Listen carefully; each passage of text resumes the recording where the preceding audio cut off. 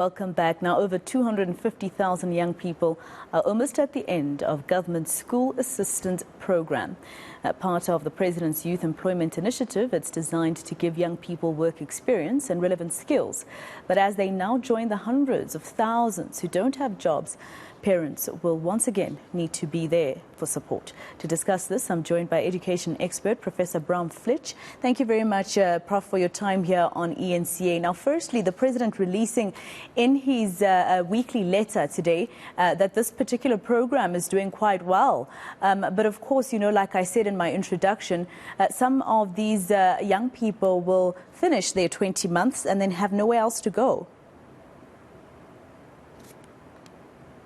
So I think it's impressive that they were able to establish the program and to do the selection, recruitment and basic training and payment. I mean, in the public service, that's an achievement to organize the logistics around that so rapidly in an incredibly difficult situation.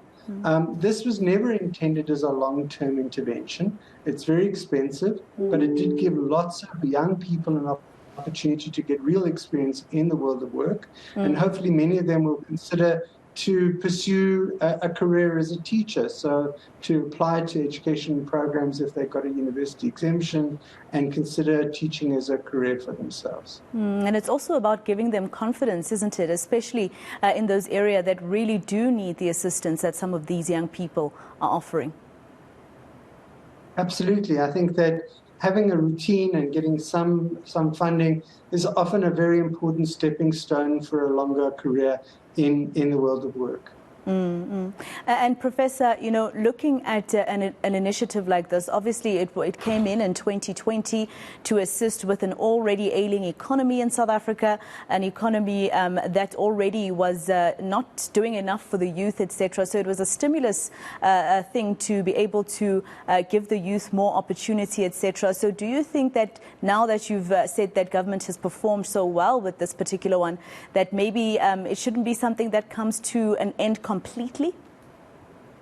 So there's no doubt that it was an important job creation opportunity, but the question still remains of whether it actually was valuable in the school system. And I think we need to build our policy interventions around the evidence.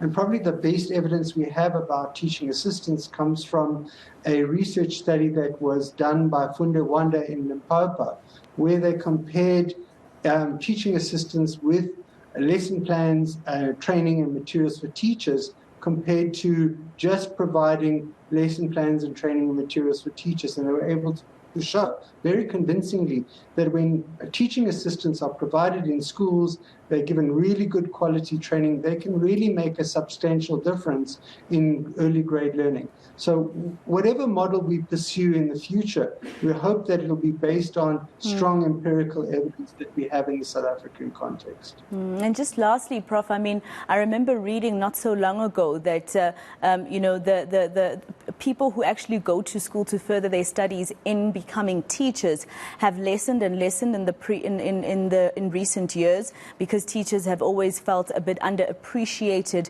by their employer, etc. So something like this maybe will assist to make young people a bit more interested in the field? I think it's uneven. So there are some schools where the students who were the young people who went there were incredibly valued. They really made a huge contribution. And to teachers that I've talked to, they really experienced the teaching assistants as kind of new, vibrant, young energy into the schools. In other schools where possibly there wasn't good enough induction, or there wasn't careful thought about how to utilize them, or there wasn't good supervision, the teaching assistants didn't get the kind of valuable contribution that they could have had, and they didn't make the kind of contribution that I think many people hoped they would have had in the school. So it's very uneven. Yeah. All right, Prof. Well, thank you very much for your time here on eNCA. That was education expert Professor Brahm Fleisch. I have to quickly take